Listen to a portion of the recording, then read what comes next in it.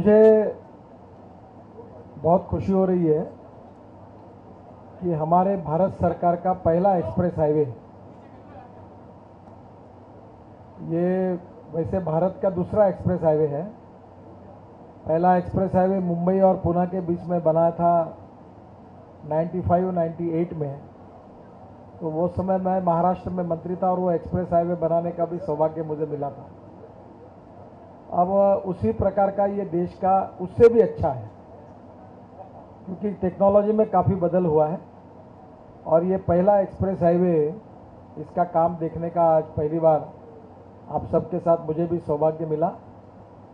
और मैंने काम देखने के बाद निश्चित रूप से मैं हमारे NHAI के चेयरमैन साहब है, यहाँ प्रोजेक्ट डायरेक्टर है युद्धवीर सिंह मलिक और सिंगला, और उसके साथ सभी कॉन्ट्रैक्टर्स है, हमारे प्रोजेक्ट के इंचार्ज है, इनको हृदय से बहुत बहुत धन्यवाद देता हूँ कि ये बहुत कठिन काम कम समय में उन्होंने काफ़ी अच्छा काम किया है और 15 अगस्त तक शायद पूरा होगा, ये हमारी कोशिश है।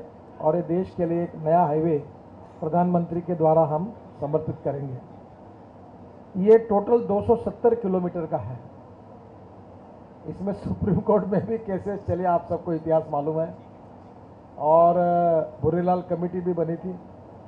तो ये हाईवे जो है, इसमें से 135 किलोमीटर ये NHAI काम कर रही है। ये इसकी और दो विशेषता ऐसी, देश का पहला एक्सप्रेस हाईवे है। वैसे इस हाईवे पर 5,900 करोड़ रुपए लैंड एक्विजिशन कॉस्ट है और 4,400 करोड़ रुपए रोड कंस्ट्रक्शन कॉस्ट है। तो पहली बार देश के इतिहास में किसानों को बाजार भाव की तुलना में भी कुछ जगह पर ज़्यादा मुआवजा हमने दिया है। और ये हरियाणा सरकार का और अलग है, हमारे 135 किलोमीटर में ही 5,900 करोड़ रुपए हमने दिए हैं। तो ये देश का पहला हाईवे जो किसानों को इतना बड़ा पैसा हमने दिया है, हमको खुशी है इस बात की, और जिसमें कंस्ट्रक्शन कॉस्ट से लैंड एक्विजिशन कॉस्ट ज़्यादा है। बहुत लिबरल अप्रोच में हमने किसानों के हितों की रक्षा की है। दूसरा, इसमें जो 135 किलोमीटर है, ये इसकी अपने आप में कुछ रिकॉर्ड्स हैं। ये एक्सिस कंट्रोल है, यानी दोनों बाजू में ऐसे कंपाउंड रहेगा कि दिल्ली तक आ नहीं पाएगी। पर ये करते समय हमने जहाँ एग्रीकल्चर में विशेषतः रेवेन्यू से छोटा भी रोड होगा तो भी हमने वहाँ अंडरपास दिया है। इसके बाद में जब भी MLA, MP, कलेक्टर, यहाँ के किसान आते हैं और अगर वो लेजिटिमेट है तो हम कोशिश करते हैं कि उनको कोई तकलीफ ना हो, तो रोड के बीच में हमने अंडरपास दिए हुए हैं। काफ़ी जगह जंक्शंस भी है।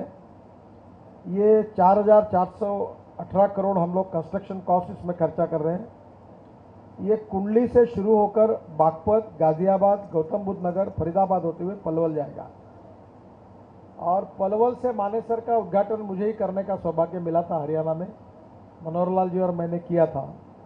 और उसके बाद मानेसर के बाद का काम जो है वो हरियाणा सरकार कर रही है, वो भी इसी समय पूरा हो, ये हमारा प्रयास है।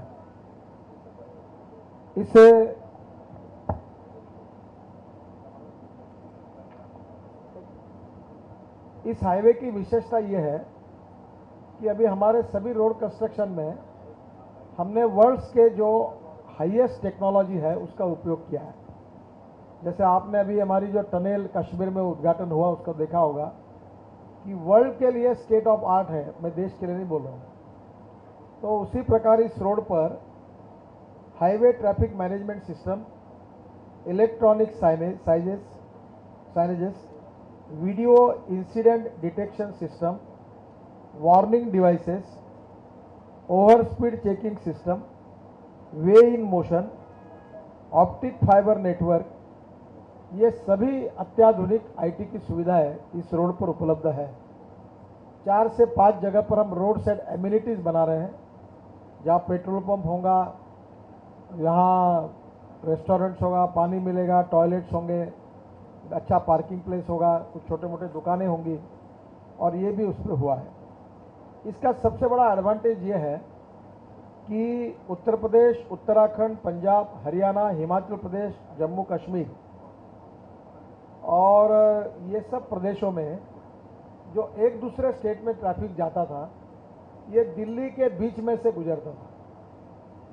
तो ये हाईवे बनने के कारण अब इन स्टेट में एक दूसरे स्टेट में जाने के लिए दिल्ली आने की ज़रूरत नहीं पड़ेगी।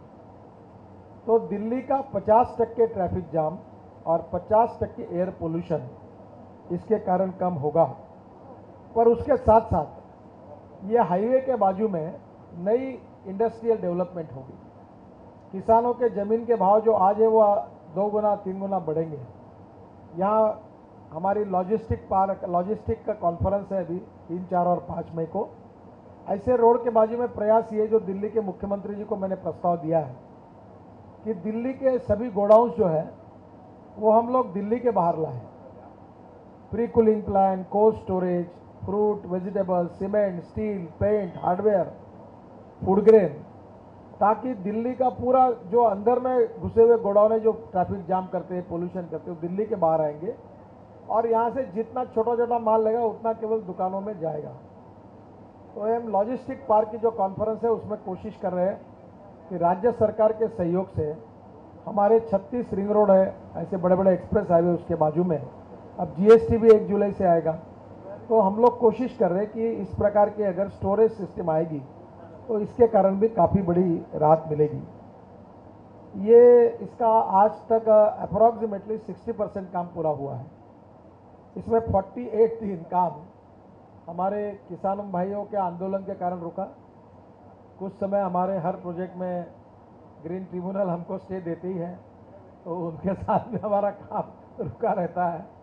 तो अभी ये सब करते हुए प्रधानमंत्री जी ने हमको 400 दिन में काम करने का कहा था।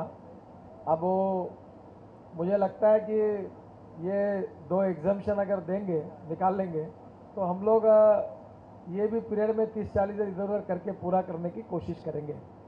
तो हमने कोशिश है कि अभी एक यहाँ रेलवे ओवरब्रिज बन रहा है। अभी मुझे साहब बता रहे थे कि वो 100 दिन में आरओबी, वो 69 डेज में, 120 डेज में हमने एक आरओबी यहाँ अभी बनाया है। अशोका बिल्डकॉन जो कंपनी उन्होंने बनाया है, तो सभी कंपनियाँ बहुत रात दिन काम कर रही है। यहाँ जो पेवर है 16 मीटर के, वो देश में केवल 8 ही पेवर है और 8 में से 6 पेवर इस रोड पर काम करे, 16 मीटर का कंक्रीट डालने का काम करते हैं।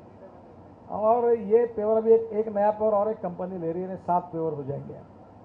इसमें ब्रिजेस है, इंटरचेंजेस है, फ्लाईओवर है, ऐसे 389 स्ट्रक्चर्स इसमें है। 389 इसमें से 222 का काम पूरा हुआ है। मेजर ब्रिज यमुना पर 2 मेजर ब्रिजेस हैं। अभी मैंने फोटो देखा, दोनों के काम, एक तो लगभग काफ़ी पूरा आगे गया है और दूसरे का भी काम काफ़ी जोरों में चल रहा है। यमुना नदी, हिंडन नदी और आगरा कैनाल, ये 3 मेजर ब्रिज है, 45 छोटे ब्रिज है, 8 रेलवे ओवर ब्रिज है, 4 फ्लाईओवर्स है और 77 अंडरपास है। क्योंकि एक्सीडेंट के लिए विशेष रूप से हमारा ध्यान है कि हम कोई गलती नहीं करें, एक भी आदमी की मौत नहीं होनी चाहिए, और इसलिए रोड क्रॉसिंग में हमने 77 अंडरपास दिए हैं। पेडेस्ट्रियन अंडरपास 152 है। जहाँ जहाँ भी आवश्यकता होगी वहाँ वहाँ हमने ये किया है। जब भी एमएलए, एमपीज और लोग आते हैं तो हमने उनको किया है। 14 सितंबर 2015 को हमने अपॉइंटमेंट तारीख दी थी और 5 नवंबर 2015 को प्रधानमंत्री नरेंद्र मोदी द्वारा इसका शिलान्यास किया था। प्रधानमंत्री जी ने इच्छा जताई थी कि 400 दिन में काम पूरा करने का लक्ष्य दिया है। अपॉइंटमेंट तारीख देने के बाद भूमि अधिग्रहण की समस्या भी चली। 23 मई को 2016 को प्रत्यक्ष रूप से निर्माण कार्य शुरू हुआ। सभी राज्य सरकार का बहुत अच्छा सहयोग मिला है। किसानों को भी हमने अनेक बार चर्चा करके उनके प्रॉब्लम हमने सुलझाने का प्रयास किया है।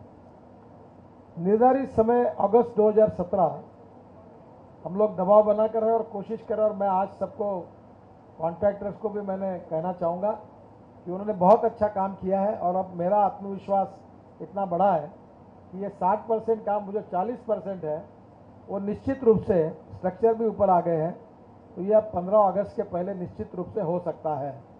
तो हमारी कोशिश है कि 15 अगस्त के पहले ये काम पूरा हो। भूमि अधिग्रहण में नए एक्ट से जो बेनिफिट है वो हमने दिए हैं। करीब अतिरिक्त भुगतान देकर 7,700 करोड़ मुआवजा दिया है। 4,400 करोड़ रोड कंस्ट्रक्शन और 7,700 करोड़ लैंड एक्विजिशन। तो किसानों के प्रति हमने ये जो काम किया इसमें लगातार ये किया है। इसमें सीमेंट, पत्थर, मिट्टी की भी समस्या आई है। 260 लाख क्यूबिक मीटर मिट्टी का इस्तेमाल हो रहा है, यानी हर रोज 12,000 ट्रक यानी 1 लाख क्यूबिक मीटर मिट्टी डाली जा रही है। तो 200 लाख क्यूबिक मीटर में कितने ट्रक होंगे आप हिसाब कर लीजिए। इसके साथ रोज 1 लाख सीमेंट की बोरियां, 1 लाख रोज हम लोग एग्जाम का खर्चा कर रहे हैं। और इसमें 11 लाख मीट्रिक टन सीमेंट लग रहा है, 50 लाख मीट्रिक टन एग्रीगेट लगा है, 20 लाख मीट्रिक टन रेती लगी हुई है, 1 लाख मीट्रिक टन स्टील लगा हुआ है। और सबसे इम्पोर्टेंट बात है कि 100 lakh cubic metre fly ash में कितने ट्रक हो गए सिंगला जी? 1 करोड़ ट्रक हम फ्लाई ऐश जो कोल से निकलती है वो ला के यहाँ डाल रहे हैं। तो ये इन्वायरमेंट के लिए भी बहुत बड़ा होगा। इसमें ईस्टर्न पेरीफेरी के निर्माण में केवल 40 लाख मैन डेज का रोजगार निर्माण हुआ है, जिसमें 2100 इंजीनियर तथा 5,200 सहयोगी कर्मचारी काम कर रहे हैं। यहाँ 2300 से अधिक डंपर है, JCB, excavator, water tanker, graders, dozers काम पर लगे हैं। कंक्रीट सड़क निर्माण करने के लिए मैंने अभी बताया आपको कि देश में 8 ही पेवर है, ऐसे उसमें से 6 यहाँ काम कर रहे हैं और एक नया पेवर आ रहा है। टेक्नोलॉजी में काफ़ी बदल हुआ है और इसके कारण ये काम फास्ट करना संभव हुआ है। ये कंक्रीट रोड है, इसको नीचे में ऐसे थोड़ी थोड़ी गैप दी हुई है, क्योंकि कुछ बाजू के हाईवे पर आया था कि जब स्पीड से जाते हैं तो टायर और कंक्रीट का घर्षण होकर कभी आग लगती है, बर्स्ट होता है। तो इसके लिए ये व्यवस्था की है। हम अध्ययन कर रहे हैं कि इसके ऊपर 1 इंची बिटुमिन सरफेसिंग करके जो विदेशों में होता है, ताकि वो कैसे हो इसका अध्ययन हो रहा है, पर अभी निर्णय नहीं किया हमने। पर ये मैं इसकी गारंटी, मैं देश में सबसे ज़्यादा सीमेंट का काम मैंने किया है। अब 20 साल से मुंबई पुणे हाईवे बना है, एक गड्ढा नहीं है। मैं आपको गारंटी 3 पीढ़ियों को देता हूँ, 3 पीढ़ियों की, यानी 200 सालों तक इस रोड पर गड्ढे नहीं पड़ेंगे, इतना मजबूत रोड बना है। अब ये बात अलग है कि कुछ लोग थोड़े नाराज भी होंगे, क्योंकि डांबर रोड में हर 2 साल में रोड बनते हैं, तो कुछ नेता भी खुश होते हैं, अधिकारी भी खुश होते हैं और कॉन्ट्रैक्टर भी खुश होते हैं। तो वो अपॉर्चुनिटी इसमें नहीं है, तो इसमें मेंटेनेंस बहुत कम लगेगा। तो ये कंक्रीट रोड का हमने पॉलिसी बनाई है, तो इसके कारण ये पूरा होगा। जो वो हरियाणा का है उससे मुख्यमंत्री और वहाँ के कॉन्ट्रैक्टर की मैंने वैसे भी पहले 3 बार मीटिंग ली, वो भी बहुत लफड़े में फंसे थे, तो कोर्ट का भी इंटरवेंशन था। भूरेलाल जी मेरे पास 3-4 बार आए, उसके प्रॉब्लम हमने सॉल्व किए। उसमें से एक 50-55 करोड़ का पैकेज तो हो गया है और हरियाणा दूसरा भी काम जोरों में कर रही है। और वहाँ के कॉन्ट्रैक्टर को और अधिकारी को बुलाकर और मुख्यमंत्री से मैंने अनुरोध किया है कि हम जैसे अगस्त में पूरा करेंगे वैसे आप भी इसको पूरा करिए। वो भी रात दिन काम कर रहे हैं, पर उनका कहना है कि अगस्त के बजाय और 3-4 महीने हमको ज़्यादा लगेंगे। पर मुझे लगता है कि इस साल में दिसंबर तक ये पूरा रिंग रोड अगर बनेगा तो ये देश के लिए एक बहुत बड़ा योगदान होगा। तो मैं आप सबका स्वागत भी करता हूँ। इसमें हम लोग ग्रीनरीज कर रहे हैं, नर्सरीज में पेड़ अभी लगाना शुरू करेंगे बरसात में। इसके बीच में ग्रीन हाईवे कैसे रहेगा ये भी हम लोग, हमारे तरफ प्लानिंग हुआ है। रोड साइड एम्यूनिटीज़ भी 4-5 जगह पर हम बना रहे हैं और स्पीड 120 किलोमीटर के लिए डिज़ाइन है। पर मैं सतपाल सिंह जी को बता रहा था, क्योंकि वो हमारे पुलिस कमिश्नर थे मुंबई के, कि ये हाईवे पे मैं भी एक बार जब गाड़ी चलाने के लिए गया तो जब कोई सामने दिखता नहीं और गाड़ी जब स्पीड से बढ़ती है तो मज़ा आती है, तो आदमी एक्सीलेटर दबा के जाता है। तो मैंने एक प्रयोग किया था, उस समय L&T के चेयरमैन और हिंदुस्तान कंस्ट्रक्शन कंपनी के चेयरमैन मेरे साथ थे, और मैंने उनको कहा कि 160 किलोमीटर पर मैं थर्मास से चाय निकालूंगा और कप में डालूंगा और मैं पीऊँगा, एक भी बूंद अगर गिर गया तो याद रखो मैं ग्रेडियंट आपको छोड़ूंगा नहीं। तो इस रोड पर भी आज तो मैं नहीं करूँगा, पर एक बार आऊँगा अगले बार, और 150 किलोमीटर पर मैं चाय पी के देखूँगा कितना ग्रेडियंट सही है। आज तो ग्रेडियंट अच्छा है। तो टेक्नोलॉजी के लिए इंटरनेशनल स्टैंडर्ड के सभी नॉर्म को हमने पूरा किया है और बहुत अच्छा है, आप सब लोगों का भी सहयोग मिला है। वैसे थोड़ी जानकारी करके मैं आपको बताना चाहता हूँ कि हम 12 एक्सप्रेस हाईवे और बना रहे हैं। दिल्ली मेरठ का एक्सप्रेस हाईवे जो है वो हमारे पत्रकार बंधु बहुत वहाँ रहते हैं, तो पार्लियामेंट में आते जाते मुझे पूछते रहते हैं। वो 14 लेन रोड बना रहे हैं हम स्वामीनारायण मंदिर के सामने, उसका काम बहुत जोरों में शुरू है। और ये दिल्ली मेरठ का है। फिर दिल्ली जयपुर नया हाईवे बना रहे हैं, उसकी अलाइनमेंट पक्की हो गई, उसका लैंड एक्विजिशन हम शुरू करेंगे। दिल्ली लुधियाना अमृतसर कटरा श्रीनगर, इसका भी अलाइनमेंट का थोड़ा बहुत सुझाव है, चेयरमैन साहब का एक बार बैठ के 8-10 दिन में वो भी फाइनल करेंगे। मुंबई बड़ोदरा 44,000 करोड़ का एक्सप्रेस हाईवे है, 3 महीने के अंदर उसका काम हम शुरू करेंगे। बेंगलोर चेन्नई 350 किलोमीटर, हैदराबाद विजयवाड़ा अमरावती यानी अमरावती राजधानी, वो अमरावती में ऑलरेडी एक रिंग रोड है, वो एक्सप्रेस हाईवे है, उसका काम भी शुरू हुआ है। ज़रा बीच में तकलीफ थी पर उसका प्रॉब्लम हमने सॉल्व किया है। हैदराबाद बेंगलोर, नागपुर हैदराबाद, अमरावती रिंग रोड, और आपके लिए महत्वपूर्ण है कानपुर लखनऊ, ये भी डीपीआर तैयार हो रहा है। अब ये जो दिल्ली का मेरठ एक्सप्रेस हाईवे है ये दासना तक बनेगा। दासना ही गाँव है ना, दासना से ग्रीनफील्ड मेरठ जाएगा, मेरठ बाईपास पर दासना से आगे बरेली और बरेली से लखनऊ रोड है। तो अब कानपुर से लखनऊ हम बनाएंगे और इधर दिल्ली से दासना तक बनाएंगे। तो बीच वाला पार्ट भी आगे हम लोग एक एक्सिस कंट्रोल एक्सप्रेस हाईवे का करके हम दिल्ली से लखनऊ का भी प्लान कर रहे हैं, उसको समय लगेगा। तो एक्सप्रेस हाईवे के नेटवर्क की नई शुरुआत हमारे यहाँ शुरू हुई है और मुझे लगता है कि हमारे देश का इंफ्रास्ट्रक्चर, आपको पता ही होगा कि 97,000 किलोमीटर हमारी रोड लेंथ थी, उसको हमने बढ़ाकर 2 लाख किलोमीटर करने की निर्णय किया। 1,75,000 किलोमीटर हमने नेशनल हाईवे जाहिर कर दिया। ये 97,000 किलोमीटर था, ये देश में 52 लाख किलोमीटर हमारी रोड लेंथ है, 2% केवल नेशनल हाईवे था और 40% देश का ट्रैफिक 2% रोड पर था। अब जब 2 लाख किलोमीटर करेंगे तो 80% प्रॉफिट हमारे एनएच पे आएगा और इसलिए नॉर्थ ईस्ट से लेकर हमारी सीमावर्ती क्षेत्र तक भारतमाला में पोर्ट रोड कनेक्टिविटी में हम लोग तेज़ी से काम कर रहे हैं। मुझे बताते हुए खुशी हो रही है कि पहले साल हमने 7,000 किलोमीटर का वर्क ऑर्डर किया था, फिर हमने करीब 7.5 और अभी 8,500 किया था।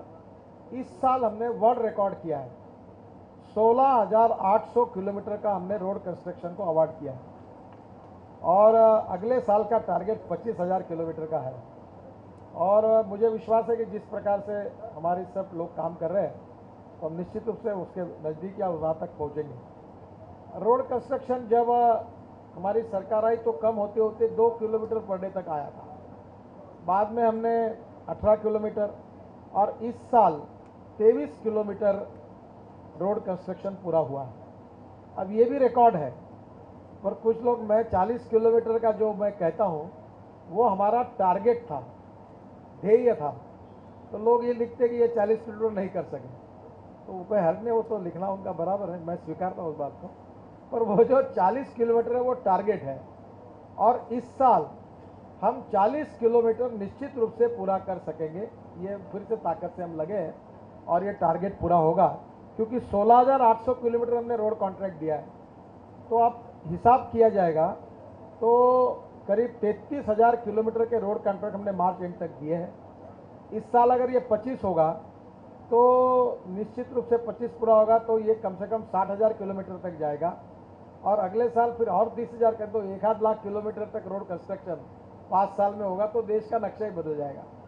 मैं अभी सिंगापुर गया था, 5,000 करोड़ के बॉन्ड्स हम सब्सक्राइब करें क्योंकि हमको 60,000 करोड़ की मान्यता है, पर रिजर्व बैंक ने कहा कि एक समय 5,000 करोड़ से ज़्यादा नहीं करेंगे। तो सिंगापुर में इतने इन्वेस्टर बैंकर्स वर्ल्ड के मुझे मिले लाइन लगा के मैं सबसे मिल रहा था और वो कह रहे थे कि आपको कितना चाहिए पैसा रोड के लिए, हम देते हैं। तो इन्वेस्टमेंट में बहुत बड़ा एक रिवॉल्यूशन हुआ है। मैं हमारे फाइनेंस डायरेक्टर रोहित सिंह अब हांगकांग गए, क्योंकि बॉन्ड इशू सब्सक्राइब करने के लिए रोड शो होता है, मिलते हैं लोगों को। मैं सिंगापुर में 2 दिन था, करीब 700-800 लोगों को मैं मिला हूँ, बड़े बड़े लोग मिले।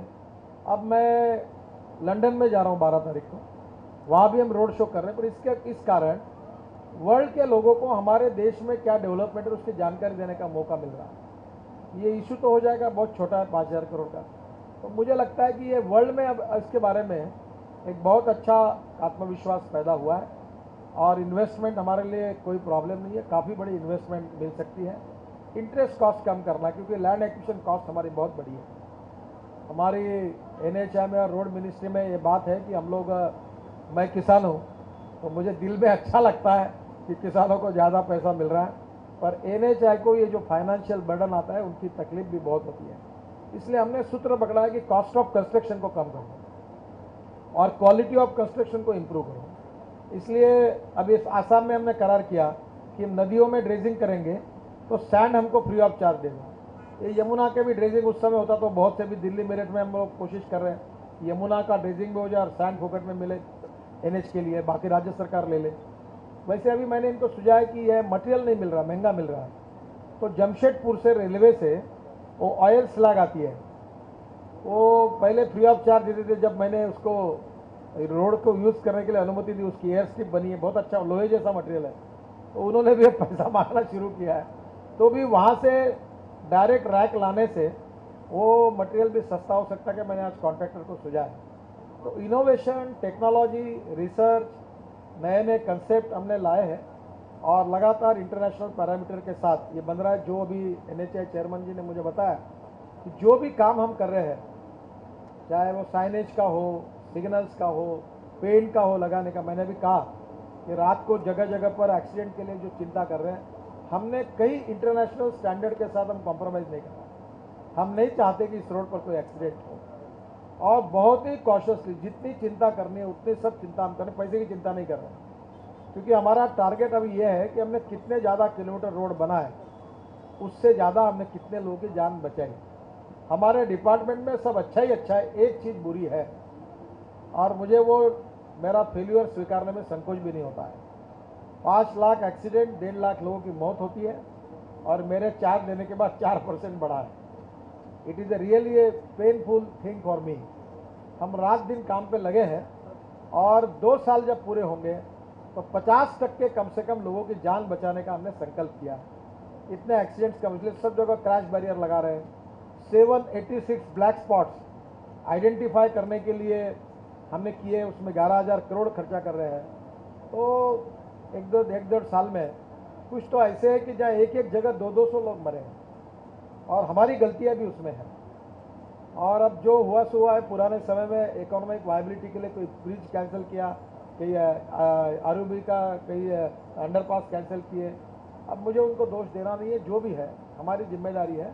हम इस पूरे मिस्टेक्स को रेक्टिफाई करेंगे और 50% लोगों की जान बचाने की कोशिश करेंगे। जो जानकारी है मैंने दी, आपको जो पूछना आप पूछिए।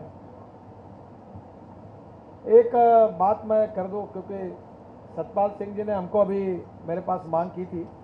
यहाँ सहारनपुर से दिल्ली सहारनपुर रोड बंद पड़ा हुआ, बहुत गड्ढे हैं, तो उन्होंने कहा था उसको टेक ओवर करके हम 6 महीने के अंदर, क्योंकि यूपी की सरकार हमको NOC नहीं देती थी, नई सरकार ने हमको NOC देने के लिए मान्य किया है और इसलिए हम लोग 6 महीने के अंदर टेक ओवर करके उसका काम शुरू करेंगे।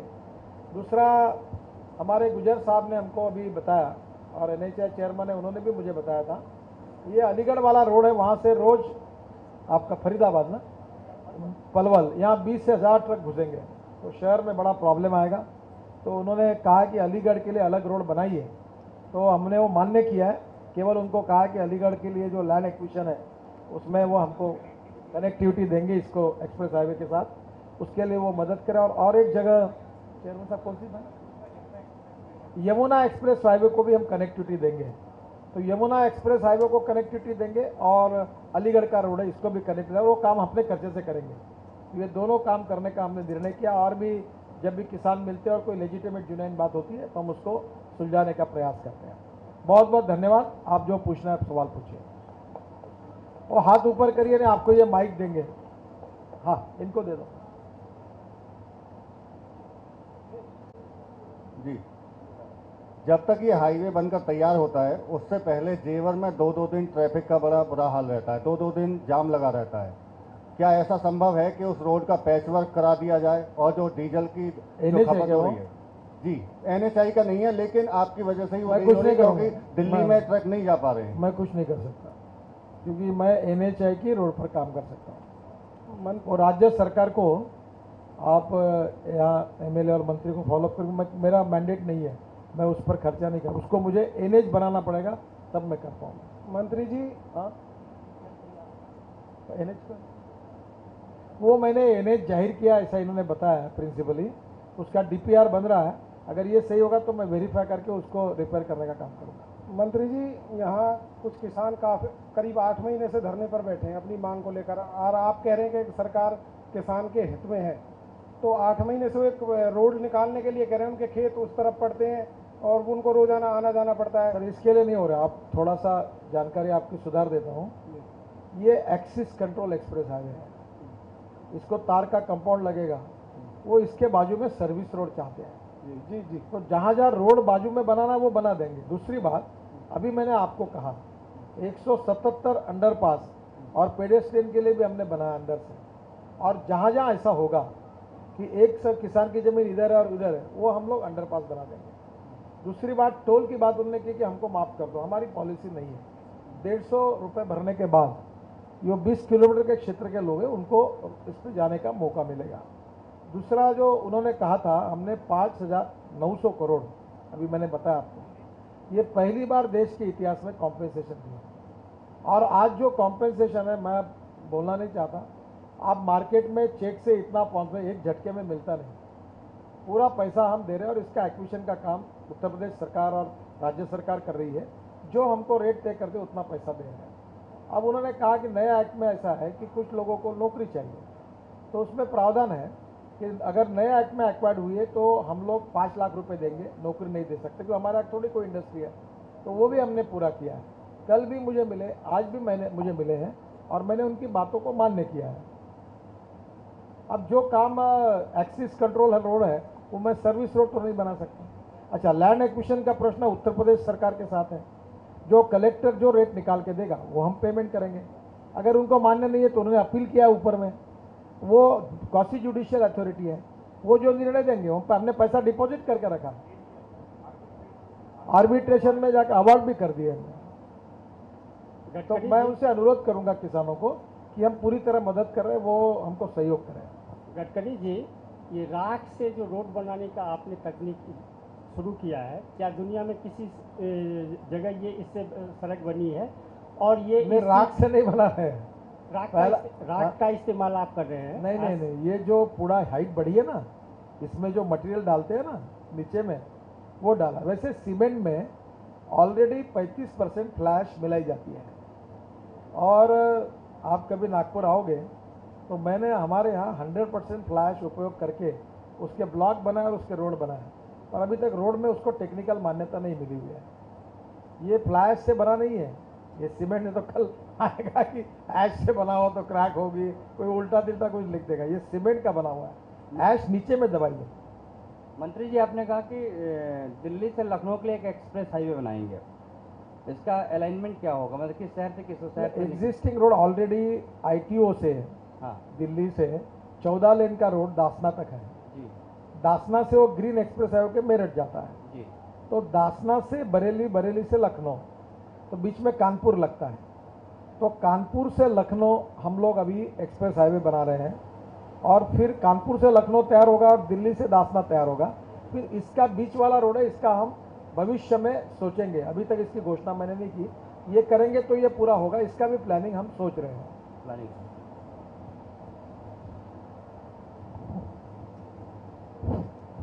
अभी आपने उल्लेख किया कि जमशेदपुर से आप कुछ मटेरियल रेलवे के रैक से लाने वाले हैं, वो क्या मटेरियल है और उसका यूज़ क्या होता है? देखिए, ये स्टील इंडस्ट्रीज में पहाड़ बना हुआ है बड़े बड़े, एक ऑयल स्लैग करके मटेरियल है। एक भारत के साइंटिस्ट है वो सातारा जिला महाराष्ट्र से है, वो ऑस्ट्रेलिया में रहते हैं, जोशी करके नाम है उनका। उनको ऑस्ट्रेलियन सरकार ने जैसे हमारा पद्मश्री पद्म वैसा पुरस्कार दिया हुआ है। उन्होंने इस पर रिसर्च करके एयर स्ट्रिप इससे बनाई जो ऑस्ट्रेलिया ने मान्य की है, वहाँ के कोड में मान्य की गई है, रोड बना है। फिर इसके आधार पर जमशेदपुर में टाटा नगर में मैंने उनको एक रोड बनाने के लिए कहा था, वो रोड बना है। मैं आपको अनुरोध करूंगा कि ये रोड देखने के लिए आप जाइए। फिर अलीबाग में जो JSW उनके पास पहाड़ों में ये पड़ा हुआ है। अब ये आयरन स्लैग होती है, ये जैसे 35% फ्लाई ऐश डालते हैं वैसे स्लैग सीमेंट होता है, तो इसको बारीक करके ये चुनखड़ी में डालकर लाइन में डालकर सीमेंट बनता है, तो उसका स्लैग सीमेंट होता है। तो ये मटेरियल पहले फ्री ऑफ चार्ज अवेलेबल था। फिर मैंने इसका अध्ययन करके CRI ने स्टडी करके नोटिफिकेशन निकाला और उनको कहा भूखंड में दो। अब वो जैसे मांग बढ़ रही है, अब उन्होंने भी अपना मीटर चालू कर दिया, वो बोलते हैं हमको पैसे दो। तो भी यहाँ के कॉन्ट्रैक्टर को मैंने कहा रेलवे से भी लाएंगे और वो मटेरियल डालेंगे यहाँ, क्योंकि यहाँ से लेने के बजाय तो कॉस्ट बच सकती है। तो जमशेदपुर का आयरन स्लैग अब झारखंड में जा रहा है, बिहार में जा रहा है। अब मेरा प्रयास ये है कि वहाँ सुवर्णा नदी है, वो पूरा जो स्लैग है वो 5000 टन के बार्ज में हम लोग पोर्ट पे लाएंगे और वहाँ हमारा साहिबगंज में मल्टी मॉडल हब बन रहा है और वहाँ से वो पूरा उत्तर प्रदेश बिहार तक भेजेंगे, ताकि अनेक स्टेट में पत्थर को बंदी है, कोई पहाड़ खोदने नहीं देता, कोई मटेरियल मिलता नहीं, बहुत तकलीफ है अनेक राज्यों में। तो रोड बनाना है तो मटेरियल नहीं मिलेगा तो रोड कैसे बनेंगे? तो ये इनोवेटिव नया प्लान था। मंत्री जी, इसमें टोल टैक्स का क्या रूप रहेगा? लगेगा, टोल रहेगा, चार्जिंग वगैरह क्या सिस्टम होगा? एक ही जगह जितना आप जहाँ से निकलोगे वहाँ कैमरा आपको कैच करेगा और जहाँ से बाहर जाओगे उतना ही पैसा लगेगा। देखो, if you want good services you have to, दूसरा पत्रकार, सातारा सैनिक, किसी को माफी नहीं है, सबको टोल देना पड़ेगा। आप मदद करिए। गडकरी साहब, मैं इस आप इलाके बाद में बात करिए और थोड़ा पत्रकारों को, आप MLA हैं, मेरे से बाद में बात करिए, ये प्रेस कॉन्फ्रेंस है, मैं आपसे बात करता हूँ, मैं आपसे बात करूँ, आपको समझ। उत्तर प्रदेश में एक एक्सप्रेस हाईवे बना था और वहाँ नारा लगा था काम बोलता है, और आप चुनाव जीत गए। जो इतने सारे एक्सप्रेस हाईवे बना रहे हैं, क्या 2019 में आपका काम बोलेगा? नहीं, मैं बोलता नहीं ना, मैं कोई PR से करता हूँ। आपके आंखें इतनी अच्छी हैं, आपको अच्छा दिखेगा तो जरूर अच्छा दिखिए, इतना ही कहूँगा।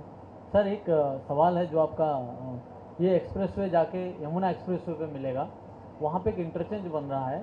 अनफॉर्चुनेटली जो इंटरचेंज का जो स्टैंडर्ड होना चाहिए 135 मीटर रेडियस होना चाहिए, वहाँ पे उसको घटा दिया गया है। And in what I have come to know, वो कौन हम बना रहे कि नहीं, उसमें पैसे कौन देगा? सेंट्रल गवर्नमेंट देगा या यूपी गवर्नमेंट देगा? इसी झगड़े के चक्कर में so what is going to happen finally? आप कह रहे हैं उतने रेडियस का हम बना रहे हो? 135 has not been approved sir. नहीं, ये जो यमुना हाईवे को जोड़ने वाला,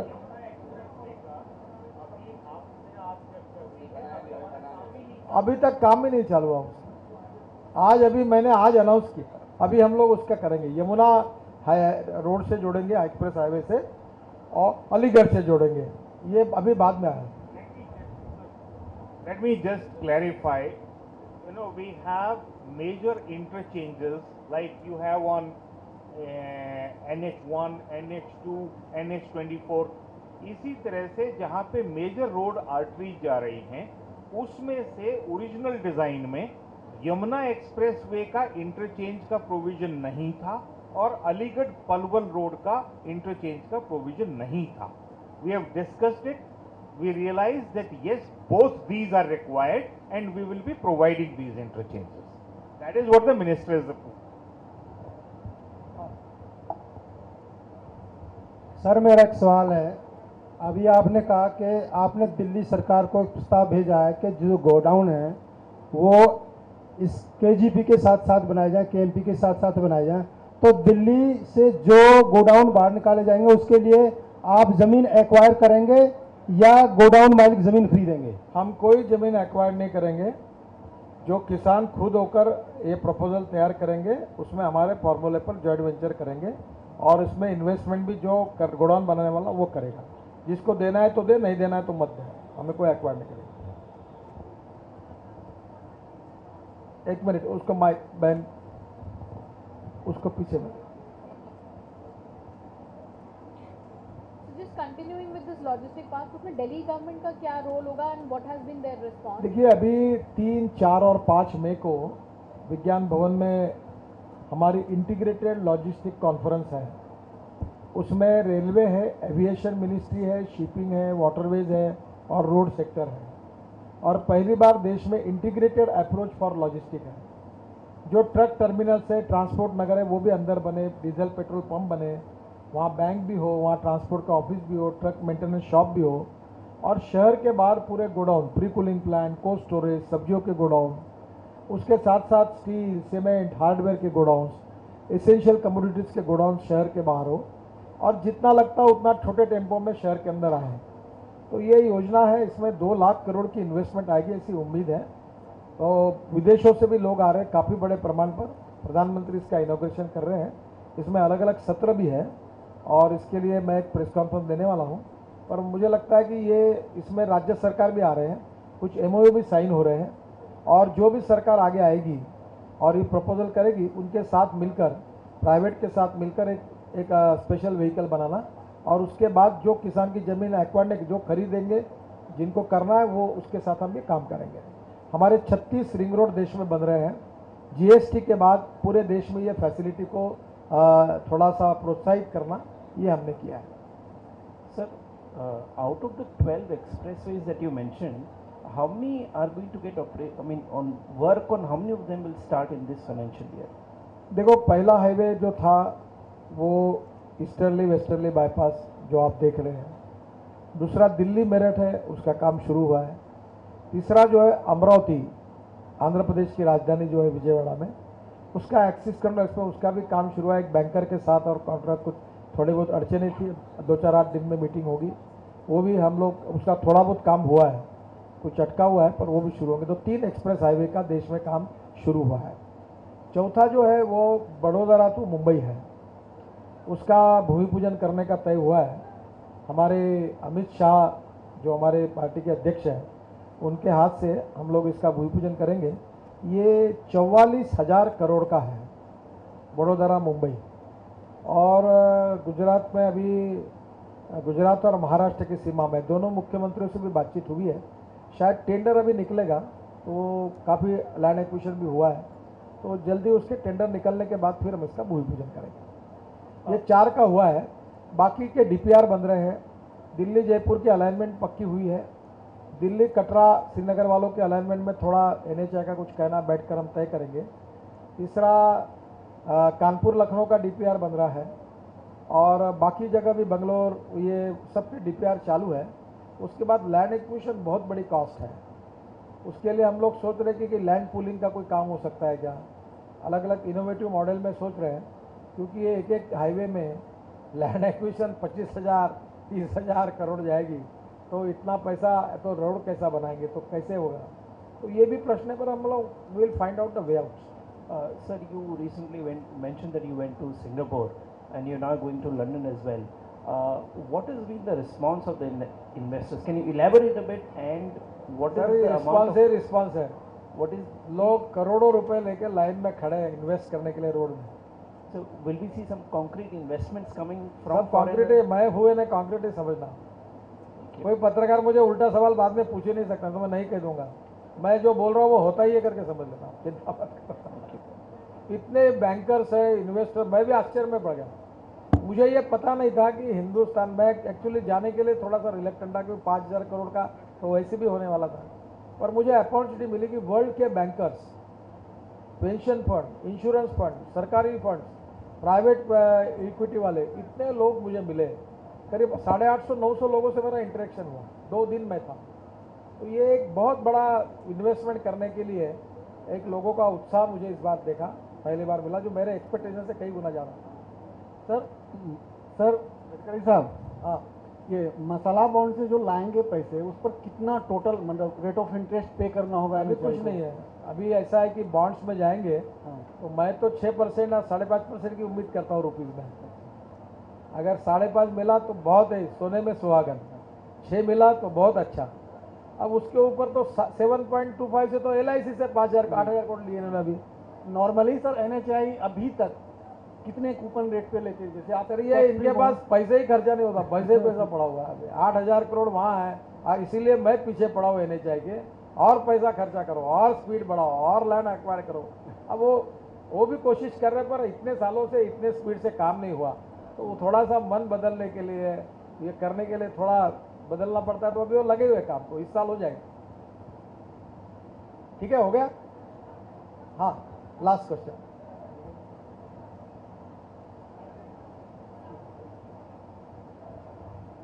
सर आपके 2 पॉइंट्स पे थोड़ा इलैबोरेट कर देंगे अगर। एक पॉइंट पे आपने मेंशन करा कि आप कंस्ट्रक्शन कॉस्ट लो कर रहे हैं और NHAI का कुछ प्लान ऐसा है जिससे NHAI को 80% प्रॉफिट आए, तो वो क्या है? कोई 80% प्रॉफिट वाली बात मैंने की नहीं। ओके, नहीं वो पहले एक मेंशन था तो नहीं, इसीलिए मैंने कभी नहीं। ओके, मैं बता रहा हूँ क्या, केवल इनोवेशन में क्या बताता हूँ। ओके, हम पहला 10 किलोमीटर रोड बना रहे हैं। जैसे यहाँ पेवर ने कंक्रीट किया ना, ओके, तो हम लोग प्री कास्ट की स्लैब तैयार करेंगे फैक्ट्री में, ओके, और वो स्लैब लाके एक फैक्ट्री रोज ऐसे हजारों किलोमीटर स्लैब तैयार करेगा। हम क्रेन में उठाएंगे और फटाफट जाएंगे। तो 10 किलोमीटर का पहला एक सैंपल कर रहे हैं, टेस्ट करेंगे। दूसरा हम कर रहे हैं कि स्टील स्ट्रक्चर को ब्रिजेस, वही अभी ब्रह्मपुत्रा पर हम लोग अभी तक स्वाधीनता के बाद 3 ब्रिज बने हैं, अभी हम 5 ब्रिज बना रहे हैं। उसमें से एक पूरा किया, दूसरा भी पूरा हो रहा और 3 नए डाल रहे हैं। तो ये 9 किलोमीटर है, तो ये कॉस्ट 8-8 हज़ार करोड़ जाती है। तो एक कमेटी अपॉइंट की गई है कि क्या इसको, एक मिलिट्री का रनगाड़ा कभी एक बाबा आजम के ज़माने में 90 टन का था, वो जाता था ब्रिज पर, तब से वो रनगाड़े को प्रमाण मानकर ये डिज़ाइन करते हैं। तो मैंने आगरा से कहा कि अब तो रनगाड़ा नहीं रहा कहीं, तो ये 90 टन का क्यों करते हो? और वैसे दिल्ली के लिए ठीक है और नॉर्थ ईस्ट में ज़रूरत नहीं है, तो ये 30 टन का करो, 25 टन का करो, ताकि मटेरियल कम होगा, तो कॉस्ट ऑफ कंस्ट्रक्शन कम होगा। दूसरी बात, सॉइल स्टेबलाइजर है, जैसे मिट्टी है उसी में केमिकल मिलाकर उसका कंक्रीट में कन्वर्शन हो सकता है, वो देखो वही के वही। तो ये प्रयोग हम कर रहे हैं। तीसरा, एक कचरा डालने का जो दिल्ली का है, गाजीपुर का, वो दिल्ली मेरठ में है। पहले हमको रिपोर्ट दिया कि यूज़ कर सकते हैं, अब वो क्या बोलते, कुछ हुआ तो बोलते पहले ट्रायल बनाओ, तो वो कचरा यूज़ कर रहे हैं। फिर हम लोग हमने प्री कास्ट का डिज़ाइन का किया है कि ब्रिजेस और जो कुछ है वो हम लोग फैक्ट्री में बनाएंगे और फिर यहाँ केवल उसको असेंबलिंग करेंगे। तो नई IITs को हमने साथ में लिया है। अब दूसरा ऐसा कि ये एक विषय ये आप थोड़ा लगाइए, ये जो सैंड निकालते हैं ड्रेजिंग कर, जैसे यमुना से हम लोग दिल्ली से आगरा वाटरवेज बना रहे हैं। अब वो अगर सैंड निकलती है तो उसमें 45 मीटर मीट का तो सैंड निकलेगी, तो वो उसके लिए खर्चा लगता है ड्रेजिंग का। तो मैं चाह रहा हूँ कि NHAI के कॉन्ट्रैक्टर को कहीं से बजाय ये सैंड वो निकालेगा, तो हमारा ड्रेजिंग फुकट में होगा और सैंड NHAI को सस्ते में मिलेगी। तो राज्य सरकार ने, आसाम सरकार ने पहला करार किया, तो वो सैंड मिल सकती है। दूसरा, हमको रोड साइड में मिट्टी लगती है, तो यहाँ आपके यहाँ प्रॉब्लम नहीं है, पर 11 राज्यों में पानी की समस्या है। तो मराठी में हम शेत तळे कहते हैं, फार्म लेक। तो रोड के बाजू में हम फुकट में किसानों को लेक बना के देंगे और वो मिट्टी हम यूज़ करेंगे रोड के लिए, तो उसके कारण उनको उसका फ़ायदा होगा। तो ऐसे कुछ नए इनोवेटिव हमने ऑर्डर इशू किए हैं जो कॉस्ट भी कम करेंगे, बाकी लोगों को। अभी ब्रिज कम बंधारा, अभी एक कोरियन में और हमारे यहाँ की रबर का ऐसा बंधारा किया, तो 10-10 किलोमीटर पानी रुकेगा 3 मीटर, तो पानी पीने के लिए मिलेगा। कभी ट्रेन से पानी लाने की, अभी लातूर में मैं बना रहा हूँ, तो ट्रेन से पानी लाने की ज़रूरत नहीं पड़ेगी, इरिगेशन को मिलेगा, पीने को लिए मिलेगा, वाटर लेवल बढ़ेगी। ऐसे नए इनोवेटिव काम काफ़ी कुछ किए और कर रहे हैं। सर आपने जो अभी एक बोला कि लैंड पूलिंग, लैंड कॉस्ट बढ़ रहा है, तो लैंड पूलिंग भी आप कंसिडर करेंगे? अध्ययन कर रहे हैं उसके ऊपर। जैसे 3 प्रयोग हुए, नई मुंबई एयरपोर्ट का हुआ, फिर अमरावती राजधानी का एक प्रयोग हुआ, सूरत का एक हुआ है, तो अभी इसके बाद में हम लोग इसके ऊपर भी करेंगे। Thank you sir.